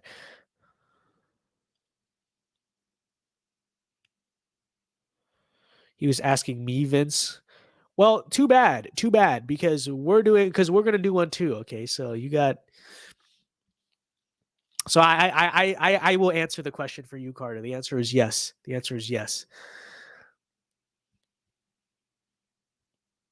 Let me see. All right, we'll take like 2 more chats here. Walnut says daily reminder to hate the Antichrist. So true. All-star lineup. Yeah, we're gonna have. We should actually. Oh, that's what I have to do. I have to read off I have to shout out the members, but we should do a stream at some. I don't know if people would watch it, but I'd actually be down to do a stream with like the members at some point, especially people like Carter and like Frank. Well, Frankie's a traitor. Well, I don't want to spoil the 714 hearings too much, but Frankie is not someone I really respect a whole lot. Let me just say that for a certain reason, but I think that would I think like the top kind of live stream members, I think that'd actually be a fun stream to do at some point. But anyways, while we wrap up here, let me actually pull up the channel members and we can shout them out real quick before we end the stream. So let me pull that up. Give me 1 second. And in the meantime, let me see other chats we have here. Does Vince lift? Sometimes. I'm trying to get more back into it because I've been very busy the past like year or so, but I do not enough. I need to do it more, but I do. Frankie the Betrayer, yeah, we have a love-hate relationship with Frankie. That's what I'll say about it. Big plans for the Carter Shaw show. We want Caleb Lawson. We love Caleb Lawson, but Dan, Paleocon Dalton, and Mr. Orange Horseman. I don't know why Mr. Orange Horseman's dad is so relevant. It's like you have these people, and then you have his dad. But it's a solid lineup. This is a solid lineup. So I will. We will look forward to that. Carter, didn't you already have Badan on, or was that someone else? I remember one of the because I remember seeing that. It might have been a different podcast though. Maybe it was it like Red? No, I don't think it was Red, White, and Ben either. It was someone from the community. I remember seeing that in my recommended. I never watched it though. All right, let us shout out the members, folks. Let us shout out the members. All right. So here we are. I got the list right in front of me. All right. Shout out to our members, tier 2 and above. We love our VinceDao Patriots. We love our VinceDao Nationalists, folks. So shout out real quick to Robert A. Taft Stan, new member tonight. We love to see it. Okay, we love to see it. Hope you go watch the 714 hearings, and you will have the special privilege of commenting on 714, unlike these other non-members. All right, shout out Christopher Graves. He's a new member as of a few days ago. Actually, I think he actually joined today. We love Christopher. I think he actually came from the Tatum live stream. So we love to see that. We love to see that. Shout out Christopher Graves. Shout out Christian Lee, one of our first members. Shout out to Goat. He has nothing else in his bio. He's just his name is just the Goat emoji. Shout out to him. We love the Goat. And him actually, Graves, Lee, and Goat are all VinceDao Nationalists, which is just insanely more epic, and we'll be putting together your Zoom call and stuff like that at some point very soon. Shout out Jose Rodriguez, VinceDao Patriot. Shout out to Red, White, and Ben. We love Red, White, and Ben. Go subscribe to his YouTube channel too. Up and coming content creator. All right. All right. Anyways, let's take one more chat. And then we'll call it a night. So who will be the lucky chat? Does someone want to send in a super chat to be the lucky chat? I don't know, but we're going to take one more chat here. So I will actually wait 2 minutes and I will analyze for the perfect chat to finish the stream with. So let us see. Robert A. Taft says, sorry, I'll be a nationalist soon. Dude, you don't have to be a nationalist, okay? You know, I understand. It's actually like the more expensive tier, all right? That is only for our ballers. That is only for if you're bougie and balling in money. Which I'm not going to lie, I kind of am. Because, mainly the reason why, I guess I'll dox this information about me. I was a National Merit Scholar, right? I think I actually shared that before. I was a National Merit Scholar, which is like when you get like a really high score on the PSAT or whatever. And I didn't even know this actually. I didn't even know this when I was committing, but in the state of Florida, if you are a National Merit Scholar, you basically get everything paid for in terms of college. Like not just tuition, but they like a bunch of money for like rent and housing and stuff too. Like they basically pay like the full cost of attendance, not just a tuition. So I'm not gonna lie, like I'm still living like a college kid because I don't make like my own like huge passive income, but we're not in debt. That's what I'll say. We're not in debt. Like we did have the ability to cop these. Okay, I actually got these today. These came in the mail today, and it was like, it's cultural appropriation. I know. I'm not. This is mainly a white guy thing, but I don't care. We got these today. Okay, it's very funny because my roommate has pitties too. So, anyways, I'm just rambling about life right now. Jose Rodriguez says, luckier chat, but he didn't even say anything. He used the ability for the super chat. He didn't even say anything. No, we're not going to end with that. We're not going to end with that. But shout out Jose Rodriguez. Noah says, lucky. Okay, sure. But like, I'm talking like an actual chat that like says something, you know, but thank you for the super chats. But, you know, you should have used the opportunity to actually make a comment, you know. That's what I was saying. I wasn't saying you to send a lucky chat, guys. I mean, come on. So, bro, Florida is so cool. If I get a good enough GPA and a certain number of volunteer hours, I get a 4 years free college. Noah Boyd says luckiest chat. It is true. So far, he has the luckiest chat. Actually, we'll just close the stream out. Why not? We'll do. Actually, I'll explain this in the members only video for this month, because I'm actually going to make one on Asian Boy Autumn and like what exactly it means and why it's actually a different phenomenon than White Boy Summer. But I actually got these too. These are basically what I would consider to be the actual like Asian Boy Autumn sunglasses. Like these are basically the Asian version of pit vipers, because like, let's be honest, pit vipers is like a very like white guy thing, right? It's like stereotypically like it's like meant for that. So it's perfect for White Boy Summer. But for Asians, like we don't wear sunglasses like that. We usually wear like shades and brow lines and stuff like this. Like these are my normal sunglasses, right? But we also wear like shades and stuff. So that's why I was thinking, you know, we should like fuse the two basically and basically get shades, but like in bright colors in the same concept as pit vipers. So let me say that these are the official Asian Boy Autumn shades right here. It is so true. But anyways, Autistic Boy Autumn, like again, there's no functional difference between Asian Boy Autumn and Autistic Boy Autumn, because that is basically who we are as Asian boys, in a good way, in a positive way. But it is true. That is who we are as Asian boys. Like all of us, basically. I can be an Asian Boy Autumn. I'm qualified. So true. All right. Let's take the last question here. And what I will take as the last chat. Let me consider this. Walnut has a 4.6 GPA. I got a 4.7, boy. No, I did, but no. Your GPA is solid then, dude. You could probably get into like to be honest, just stay in Florida, but you could probably get into like UF and stuff. You could easily get into UF and stuff with those grades. All right, last one here. Frat boy fall. That you know, that's fine too. We can have multiple things at once, just not girls at the same time. Like let's let 2021 be the boys' year, okay? Wow, Vince, cool culture appropriation, so true. Okay, the last question we will take here is let me see. I'm just trying to analyze. I'm trying to analyze for the perfect one to end the stream with. Vince can be in both White Boy Summer and Asian Boy Autumn. That is actually, well, if you count Italians as white, it's funny because Italians are not historically considered to be white. We're actually considered to be like med, but I guess now it's more like considered to be white. It is true. I am part Italian. Few take this into account, but I am. Look at all these 4.0 chads in chat. We got so many 4.0s. That is, we love to see it. The big brain audience. So true. All right.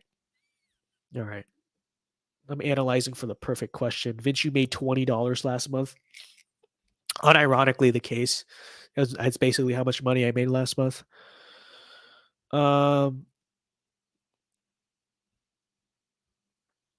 I'm just trying to find the perfect chat to end with. Come on, someone ask like a fire question to end with here. Last one, proceed. No, well, my last one has to be like a question, or it has to be something thought provoking. I'm not reading like casual chats here, folks. Okay. The blood of European colonizers runs through Vince. Not even so much colonize. Well, more like the Roman emperors. That's really what I come from.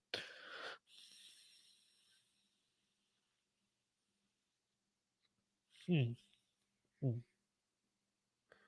right, you know what? I guess we will end with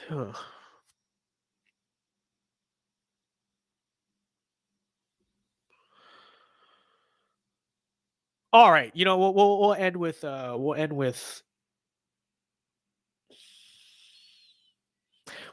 my God Wilson's comment. I don't know. All right, she says, should we fight for fathers to have a say in abortion?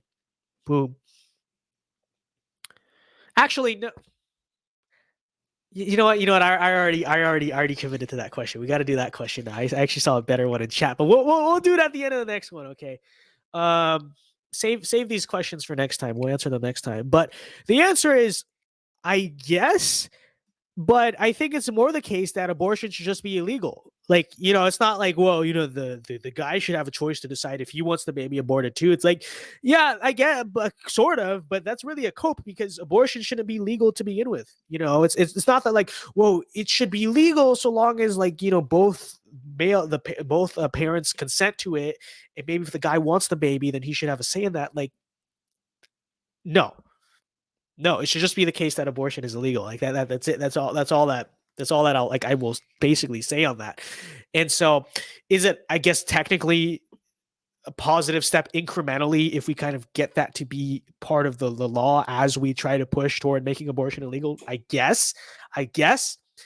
But, you know, I don't think that whole dichotomy really matters. Now, I will say that I do think that there should be I think there should be some type of like legal obligation that, you know, if you knock up a girl and you get her pregnant, you know, you basically you should have some type of like legal obligation to that child at the very least, child support, if not like more than that, you know, but like at the very least, like you should be basically mandated by law that if you get a woman pregnant like that, you can't just walk out on that, right? Because that unfortunately happens a lot. That's why you deal with a lot of single mothers, because, you know, and obviously it's not like the mother was at all acting responsibly either, but, you know, the guy has the ability to basically just walk away like that. And that's what happens a lot.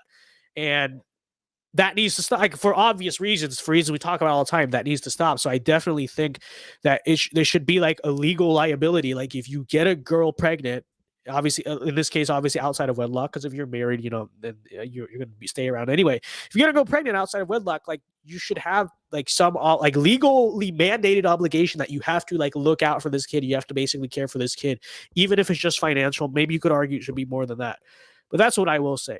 Okay, that's what I will say. And quite frankly, that is actually something I think should be mandated by the state. I don't even think that should be like a choice. Like that should be essentially the requirement.